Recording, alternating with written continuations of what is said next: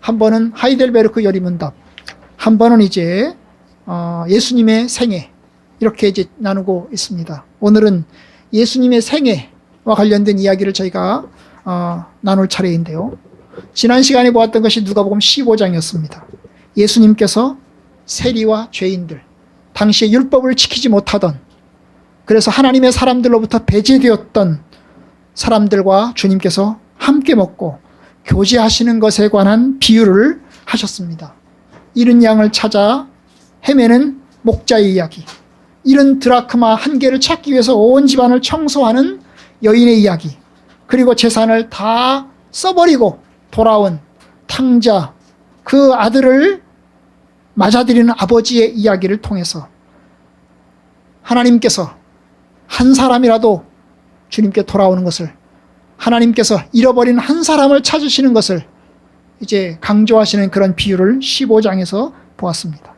주님은 하나님 나라에서 한 사람의 그 잃어버린 사람이 돌아오는 것을 기뻐하시며, 그리고 또한 잃었다가 찾은 아들, 그리고 죽었다가 살아 돌아온 아들이라고 하시면서 크게 환영하였습니다.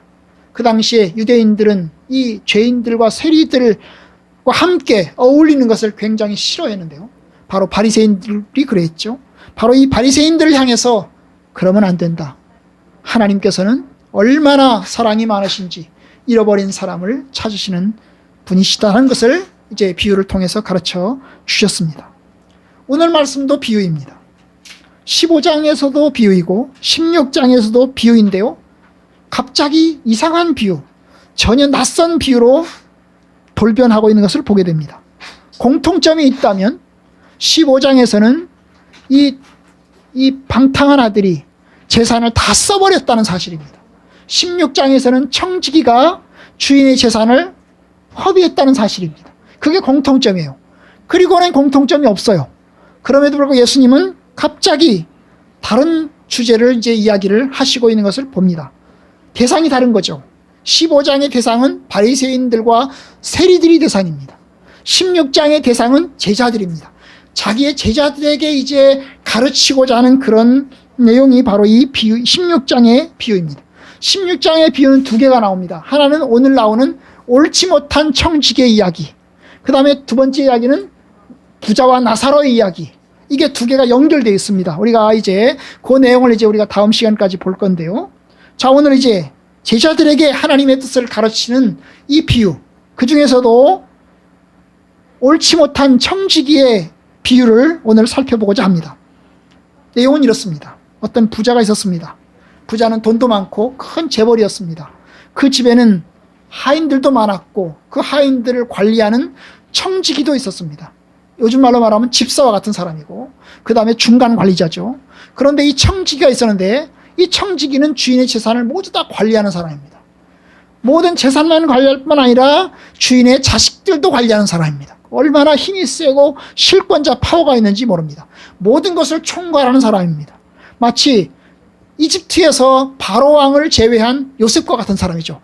요셉이 국무총리로서 이집트 나라를 다 통솔했던 것처럼 이 집안에서 이 청지기는 모든 것을 다 통솔하는 사람입니다. 그러면 주인을 섬기는 사람이고 주인에게 의롭게 해야 합니다. 그런데 이 주인이 이제 둔 이 청지기는 어떻게 합니까? 오늘 본문에 보면 그의 재산을 허비하고 있습니다. 그의 재산을 낭비하고 있습니다. 어떻게 낭비하는지 모릅니다. 투자해서 날리는 건지 뒷구멍으로 빼돌리는 건지는 알 수 없습니다. 그런데 뒷구멍으로 빼돌리는 것 같지는 않습니다. 왜냐하면 뒷구멍으로 빼돌리고 있다면 자기가 잘릴 때 걱정할 필요가 없습니다. 그런데 자기가 잘릴 때를 걱정하는 것을 보니까 이 사람은 자기가 별도로 착복한 재산은 없는 것 같고, 그러나 어쨌든 간에 주인의 재산을 여러모로 허비하고 있습니다. 낭비하고 있어요. 그 보고가 주인에게 보고가 됐습니다. 그래서 이제 그 주인이 그 청지기를 불러다가 이야기를 합니다. 이제 내가 너를 잘라야 되겠다. 너 그만둬야 되겠다. 그러니 이제 너의 하던 일 다 정산하고 나한테 가져와라. 그 보고를 받아야 되겠다. 그리고 너는 이제 이 직무를 그만둬야 되겠다. 라고 이제 예고 통지를 한 것입니다. 자, 이제 이 청지기 통지를 받았죠. 잘릴 거라고 하는 통지를 받았습니다. 그리고 걱정을 합니다. 어떻게 걱정합니까? 내가 이제 잘리게 생겼는데 뭐 먹고 살까? 어떻게 살까?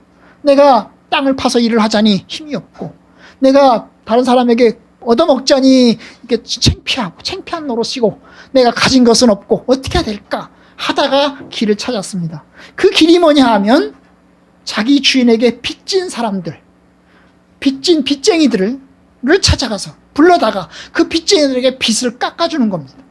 그래서 한 사람에게는 100말 빌렸다고 하면 50말로 깎아주고, 80말 빌렸다고 하면 100말 빌렸다면 80말로 깎아주고, 이런 식으로 이제 깎아주는 겁니다. 깎아주는 거. 왜 깎아줍니까? 내가 그렇게 깎아주면 그 사람들이 고마워할 거 아니에요. 나에게 깎아준 이 청지기에 고마울 거 아니에요.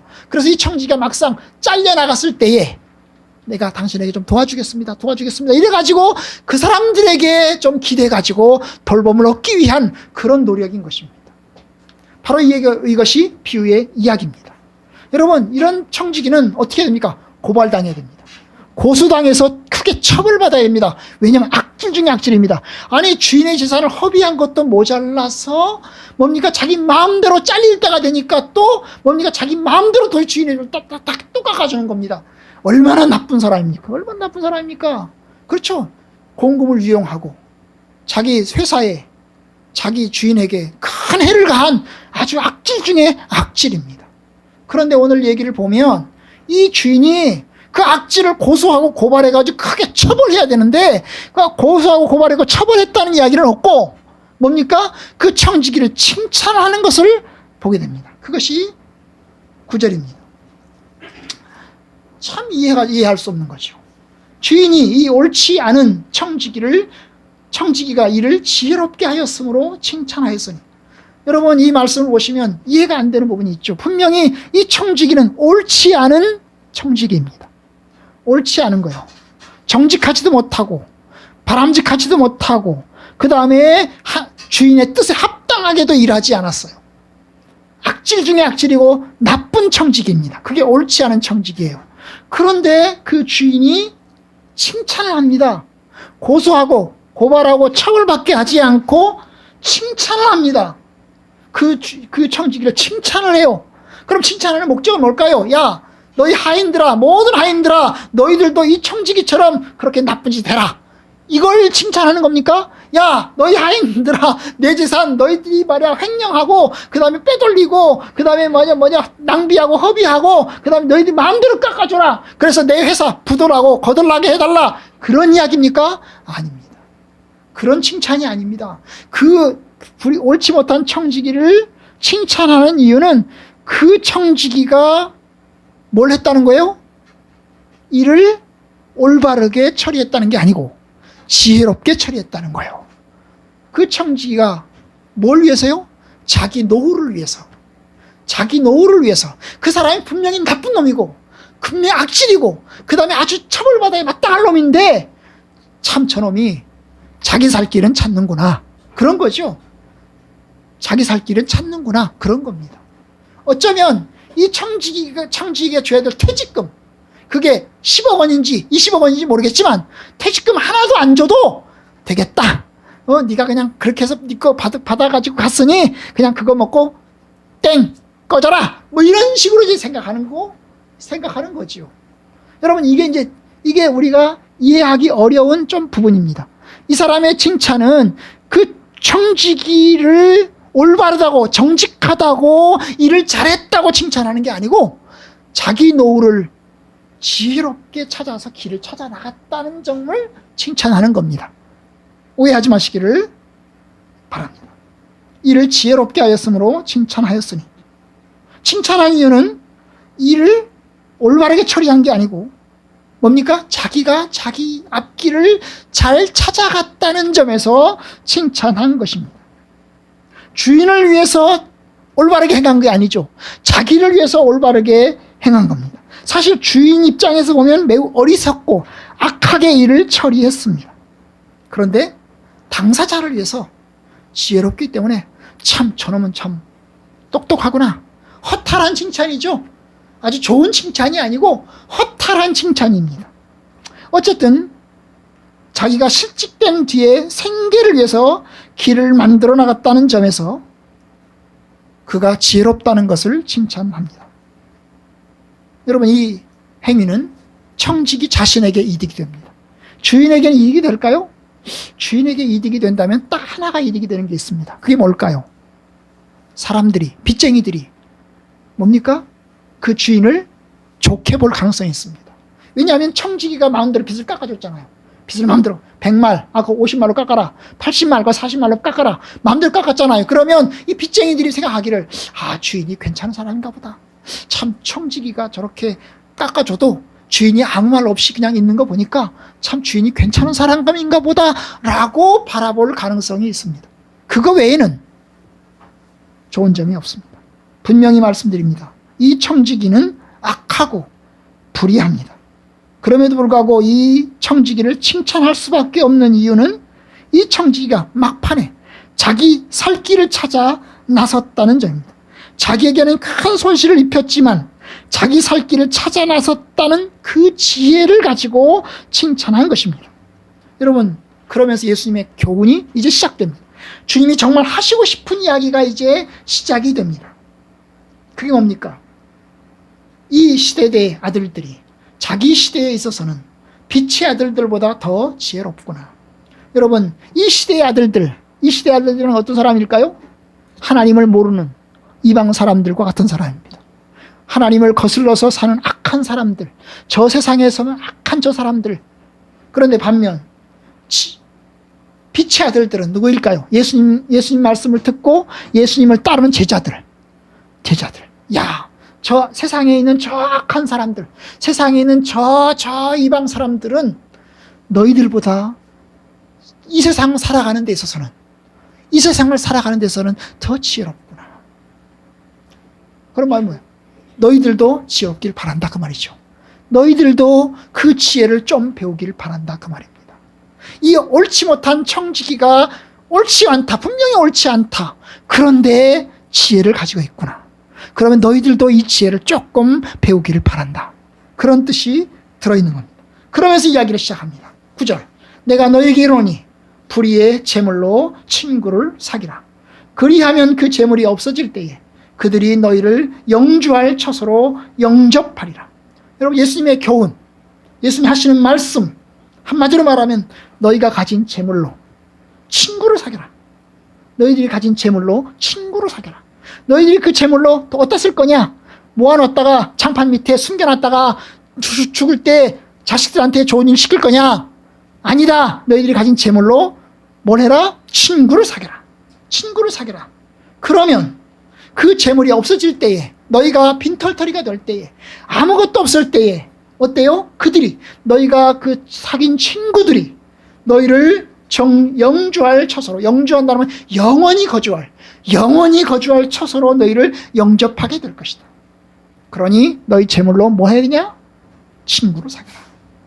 잘 먹고 잘 사는 데 쓰지 말고, 너 혼자 배부른 데 쓰지 말고 친구를 사귀라. 이것이 예수님의 가르침입니다. 예수님의 가르침이에요. 어떻게 악하고 불의한 청지기가 지혜롭게 했는가? 남의 재물 가지고 그렇게 살 길을 찾아 나갔던 것처럼 너희들도 재물 가지고 살 길 찾아 나서라. 그 얘기죠, 그죠? 너희도 재물 가지고 살 길 찾아 나서라. 여러분, 재물로 친구를 사귀는 게 뭘까요? 그 다음에 보면 재물이 없어질 때에 그들이 너희를 영원히 거주할 처소로 영접하리라고 말씀하십니다. 재물을 사용해서 친구를 사귀라. 언제를 대비해서요? 재물이 없어질 때를 대비해서, 장래를 대비해서.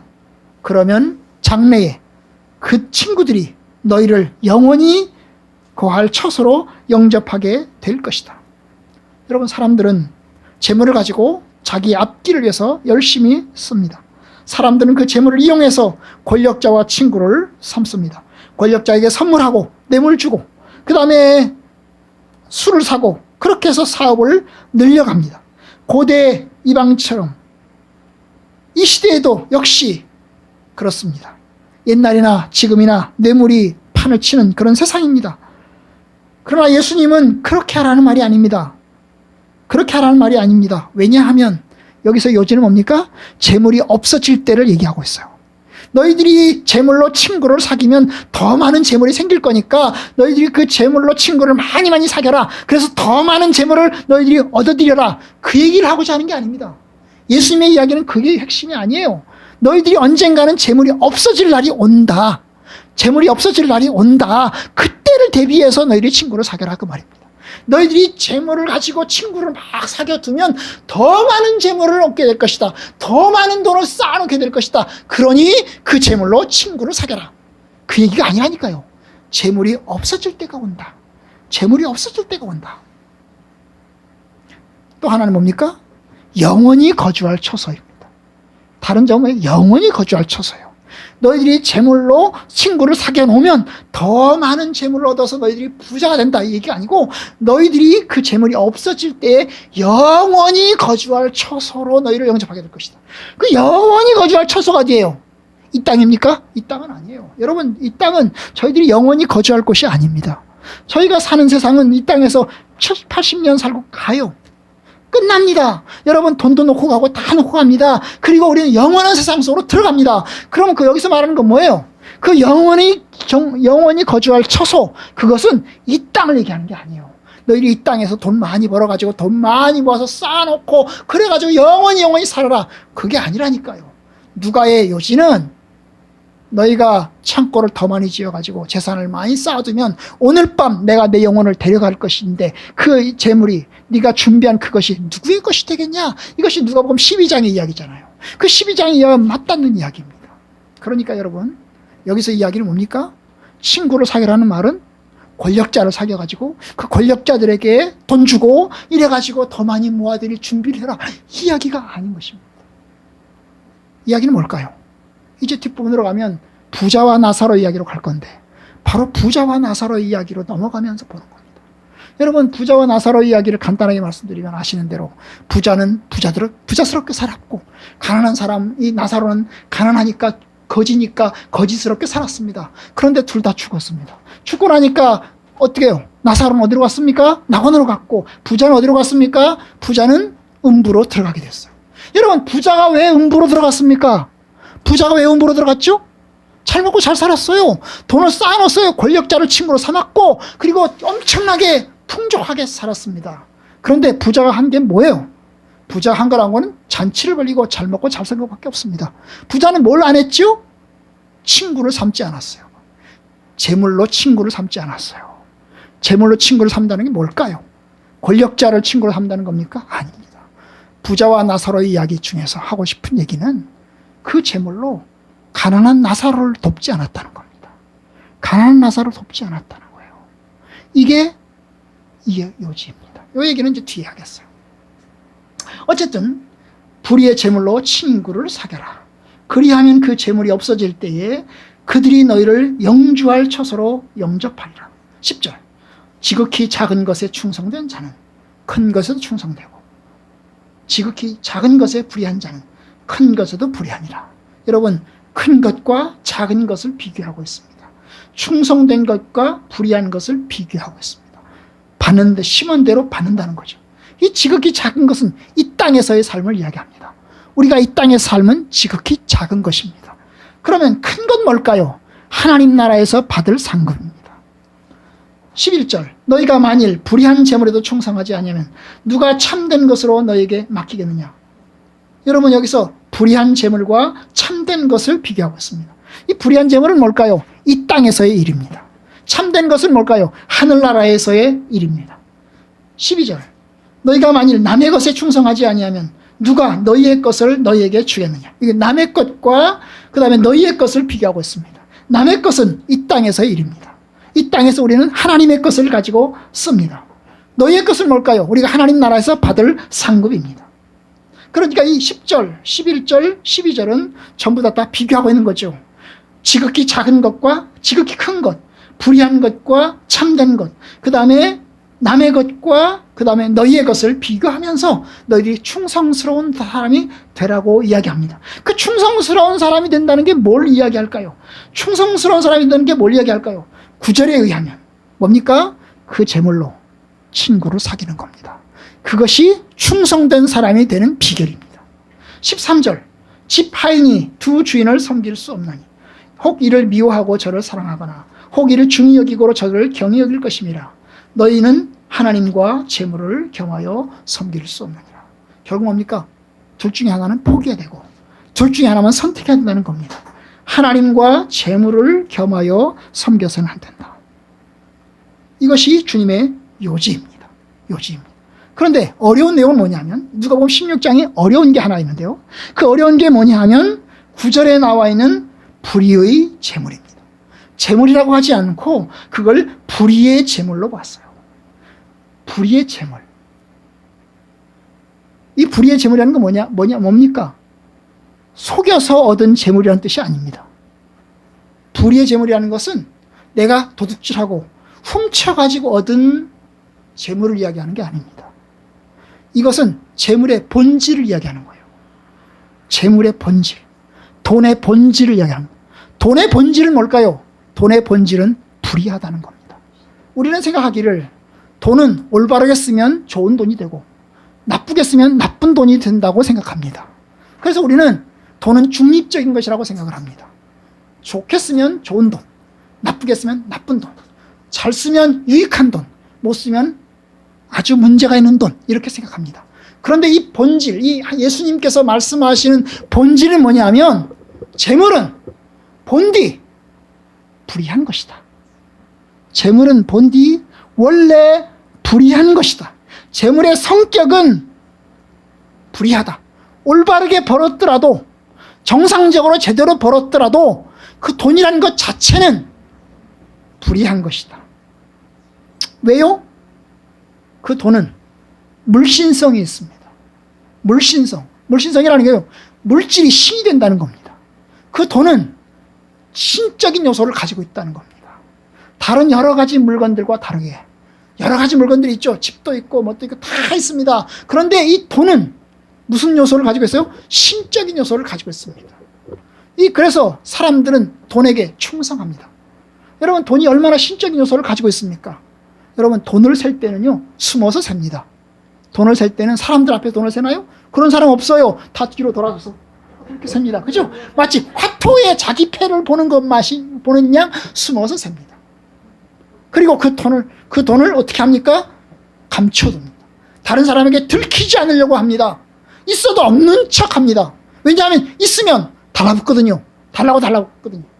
그래서 내가 그것을 숨깁니다. 그리고 그것을 어떻게 하면 늘릴까 생각합니다. 이걸 어떻게 하면 내가 늘릴까. 그래서요, 안 씁니다. 주지도 않습니다. 계속해서 모읍니다. 그리고 그 돈을 섬깁니다. 그 돈을 바라보면서 기쁘고 그 돈을 보면 즐겁고 그 돈이 모아지는 것을 보면서 행복을 느낍니다. 여러분, 이것이 재물이 가지고 있는 불의성입니다. 불의성. 돈이 신처럼 여겨지는 거죠. 그리고 말합니다. 돈은 말합니다. 나는 힘이 있다. 나는 권세가 있다. 너희는 내 말을 들어라. 이것이 돈이 우리에게 말하는 겁니다. 그래서 우리는 돈을 숭배합니다. 돈신이시여. 내가 주님을 섬깁니다. 그런데 돈이 속여요. 어떻게 해요? 나는 힘이 있다. 나는 능력이 있다. 나는 파워가 있다. 너희들이 다 나를 섬겨라. 그래서 다 열심히 평생 동안 따라하면서 열심히 섬깁니다. 그런데 막상 죽음 앞에 서면 돈이 힘이 없는 것이 드러납니다. 내가 돈이 힘이 있는 줄 알았어요. 능력이 있는 줄 알았어요. 파워가 있는 줄 알았어요. 다 할 줄 알았어요. 돈이면 다 될 줄 알았습니다. 그런데 여러분, 돈이 할 수 없다는 것이, 할 수 없는 게 있다는 걸 아는 거예요. 제가 어떤 분의 이야기를 들었는데요. 이분이 자기가 아기를 낳아서 아기가 죽을 때까지는 돈을 모았답니다. 돈이 엄청나게 능력이 있어서 돈이 최고로 생각을 했대요. 그래서 돈 버는 일에 자기의 생애를 다 걸었대요. 그래서 돈을 엄청나게 벌었대요. 그런데 자기가 낳은 아들이 어때요? 갑자기 7살인가 질병에 걸렸다. 근데 그 질병에 걸렸는데 그 질병에 걸린 아들을 고치기 위해서 내가 돈이 있으니까 무엇이든지 하면 이 돈 가지고 내가 내 아들을 고칠 수 있을 거라고 생각을 했다. 그래서 병원을 찾아갔대요. 세브란스 병원. 그 다음에 현대 아산병원마다 찾아다녔대요. 찾아다녔는데 결국은 못 고치고 이 아들이 죽었습니다. 이 아들이 죽었어요. 그때 자기의 가치관이 완전히 다 붕괴가 되고 무너졌다. 내가 돈이면 다 할 수 있을 줄 알았더니 돈 가지고 못하는 게 있다는 걸 알았어. 돈이 아무것도 아니라는 걸 알았어. 그래서 이 사람은 그날로 돈 버는 일을 관두고 뭘로? 전도자로 인생을 바꿨어요. 그래서 지금도 전도자로 삶을 살아가는 어떤 분의 이야기가 있습니다. 제가 이름 되면 알만한 분이어서 제가 얘기를 하고 싶은데 얘기 안 하겠습니다. 그런데 여러분, 그래요. 사람이 이 돈이 우리를 속이는 거죠. 돈을 속이는 겁니다. 나는 힘이 있다. 나는 파워가 있다. 나는 다 할 수 있다. 너희들이 나를 섬겨라. 그래서 우리는 다 섬깁니다. 그 앞에 무릎을 꿇고 열심히 경배합니다. 그런데 막상 우리 죽음 앞에 서면, 질병 앞에 서면, 연약함 앞에 서면 그걸로 할 수 없다는 걸 깨닫습니다. 부자가 되는데 가정은 파탄나고 깨지고 이혼합니다.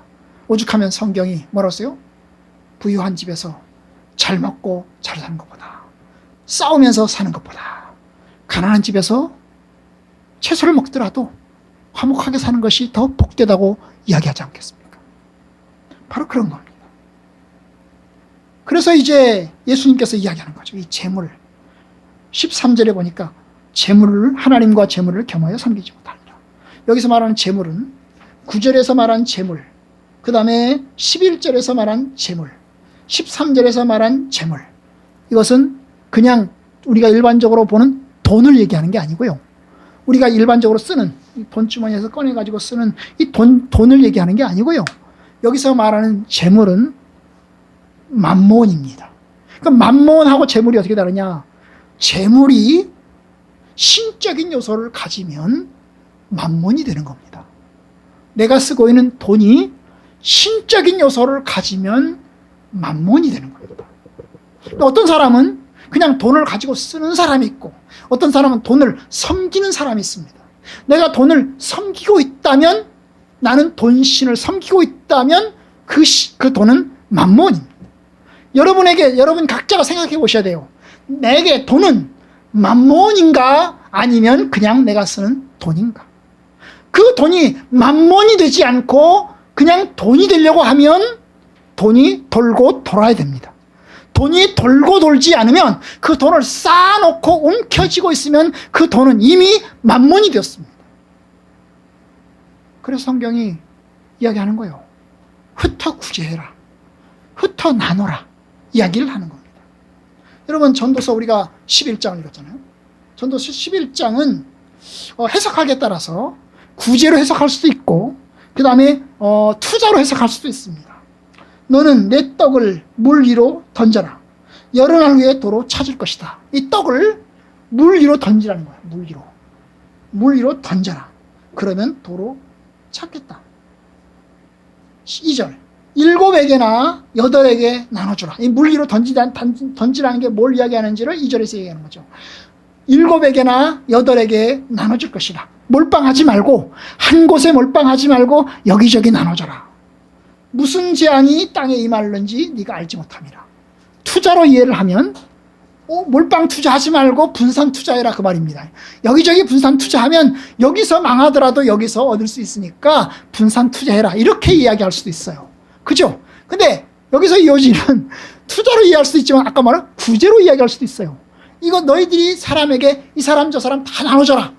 이 사람 저 사람 7명 8명에게 다 나눠줘라. 그러면 어떤 사람은 내가 나눠준 사람이 잘 될 수 있다. 그러면 그 잘 된 사람이 나에게 갚아줄 수 있다. 이렇게 이해할 수 있죠. 어쨌든 이 전도서의 말씀은 그렇게 이해할 수 있어요. 자, 디모데전서 6장을 봅시다. 6장도 비슷한 취지의 말씀입니다. 네가 이 세대에서 부한 자들에게 명하여 마음을 높이지 말고 정함이 없는 재물에 소망을 두지 말고 오직 우리에게 모든 것을 후히 쫓아 누리게 하시는 하나님께 두며. 여러분, 여기서 돈을 돈답게 쓰는 사람과 돈을 만몬으로 섬기는 사람이 다릅니다. 돈을 돈답게 쓰는 사람이 어떤 사람이죠? 뒤에 나오는 사람이고요. 하나님께 소망을 두는 사람, 하나님께 모든 것을 후히 주사 누리게 하시는 하나님께 소망을 두는 사람은 만몬을 섬기는 사람이 아니에요. 반면 마음을 높이고 정함이 없는 재물에 소망을 두는 사람은 그 재물에다가 자기의 모든 것을 걸고 그 재물을 더 모으기 위해서 전전긍긍하고 그리고 거기에다가 신경을 쓰고 거기다가 에너지를 투자하는 사람들은 뭐예요? 돈을 맘몬으로 섬기는 사람들입니다. 18절 선을 행하고 선한 사업을 많이 하고 나눠주기를 좋아하며 너그러운 자가 되게 하라. 결국 여기서 사도 바울이 디모데를 통해서 하고 싶은 얘기는 뭐냐면 너희들이 부유한 성도들에게, 이 부유한 성도들은 돈을 맘몬으로 섬길 가능성이 큰 사람들입니다. 물론 가난한 사람들도 돈을 맘몬으로 섬깁니다. 부유한 사람은 더더욱 돈을 맘몬으로 섬길 가능성이 큽니다. 그런데 그 사람들을 향해서 이야기하기를 선을 행하고 선한 사업 많이 하고 나눠주기를 좋아하고 너그러운 사람이 되게 하여라. 왜냐? 그래야 19절 이것이 장래에 자기를 위하여 좋은 터를 쌓아서 참된 생명을 취하는 것이니라. 참된 생명을 취하는 길은 뭐냐? 뭡니까? 하나님께 소망을 두고 만몬에게 소망 두지 말고 어떻게 하여? 나눠줘라. 나눠줘라. 너그러운 삶을 살게 하라. 이것이 바울의 가르침입니다. 주님의 가르침과 일맥상통합니다. 아까 말씀드렸어요. 그 재물은 만몬적인 성격이 있습니다. 물신적인 성격이 있습니다. 우리가 경배하고 숭배할 만한 그런 성격을 가지고 있습니다. 그런 사람은 절대 다른 사람 못 도와줍니다. 그런 사람은 절대 다른 사람에게 나눠주지 못합니다. 절대 그런 사람은 너그러운 사람이 될 수가 없습니다. 오로지 자기를 위해서만, 오로지 더 모아 이렇게 나아갑니다. 이런 사람은 이미 신을 섬기는 사람이에요. 재물신을 섬기는 사람입니다. 그런데 주님 말씀하십니다. 하나님과 만몬을 겸하여 섬기지 못하느니라. 하나님과 이 불의한 재물, 만몬, 불의한 만몬, 이 만몬을 섬길 수 없느니라. 하나님을 섬기든지 만몬을 섬기든지 둘 중에 하나다. 둘 중에 하나다. 너희들은 만몬을 섬기는 사람이 되지 말아라. 하나님을 섬기는 사람이 되어라. 하나님을 섬기는 사람이 되려면 어떻게? 하나님께 소망을 두고 너그러운 사람이 되거라. 이것이 너희들이 해야 할 바다. 바리새인들은 어떠냐? 이제 그 다음 나올 것입니다만 바리새인들은 아주 겉으로는 거룩한 사람들이었습니다. 겉으로는 매우 거룩하고 존귀한 사람들이었습니다. 하지만 실제로는 만몬을 섬기는 사람들이었습니다. 하나님을 섬기는 것 같았는데 결국 만몬을 섬기는 사람들이었던 것입니다. 그것에 대한 이야기를 주님 이제 이 16장에서 계속 이어져서 하시게 될 것입니다. 여러분, 참 우리 시대에 얼마나 비극적이지 모릅니까? 돈은 하나님과 맞먹는 전능성을 가지고 있는 경쟁적인 신이고 모든 것을 자기에게 헌신하라고, 모든 것을 걸고 나에게 투자하라고, 모든 것을 걸고 나에게 나아오라고 요구하는 그 인격적인 존재가 바로 이 만몬입니다. 하나님도 인격이시지만 이 만몬도 인격체입니다. 인격체. 너는 나를 섬겨라 것이다. 그래서 우리는 이 만몬에게 충성을 바칩니다. 나에게 영생을 줄 것으로 믿어지기 때문에. 하지만 실제 우리에게 영생을 주지는 못합니다. 우리를 속이는 거지요. 여러분, 어떤 분이 쓰신 글 제가 주보에다가 썼는데요. 크리스천 기관이나 개인들이 극단적으로 대립하고 소송까지 가는 경우 나는 한 번도 사랑이나 용서, 화해 같은 성경적 원리에 의해 해결되는 것을 본 적이 없다. 이슈가 어떤 것이든 돈에 의해서만 해결되는 상황에서 허탈함을 느낀 적이 한두 번이 아니다. 그만큼 만몬의 위력은 엄청나다. 가정, 직장, 교회에서도 모든 분쟁의 핵심에는 돈이 있다. 모든 결정이 돈에 의해서 좌우된다. 기도 한번 해보고 결정하자는 의견은 사치에 가깝다. 모든 공동체를 만몬이 장악하고 있다는 방증이다. 주님의 오심을 준비할 이 시대는 공동체의 성결이 절실하다. 절실하다. 이게 어떤 글인데요. 여러분, 이게 우리들의 모습이에요. 평생 동안 목회를 하고 나서도 막판에 교회를 박살내고 허탈하게 만들어는 그런 일들도 있고요. 그죠? 평생 동안 신앙생활 잘해놓고 나서도 맨 마지막에 오점을 남기는 이들도 있습니다. 바람은 끝까지 잘해야 되겠어요. 끝까지 하나님의 선한 뜻 가운데 있어야 됩니다. 하나님의 뜻을 위해서, 하나님의 나라를 위해서 써야 되는 겁니다. 불의의 제물로 친구를 사겨라. 거기서 말하는 친구는 누굴까요? 하나님이시겠죠. 그 하나님에게 기반한 가난한 사람들이겠죠. 불의의 친구로, 불의의 제물로 친구를 사겨라. 그러면 너희들의 제물이 없어질 때에 너희를 영원한 처소로 영접할 것이다. 그 친구가 너희를 영원한 처소로 영접할 것이다. 하나님이시겠죠. 그러겠죠. 그리고 내가 섬겼던 믿음의 사람들, 나눠줬던 가난한 사람들, 그들이 우리를 살릴 것입니다. 이제 마지막으로 우리가 장래에 좋은 터를 쌓아서, 터를 잘 잡아가지고, 터를 잘 쌓아가지고 영생을 받는 저와 여러분들 되기를 주님의 이름으로 축복합니다.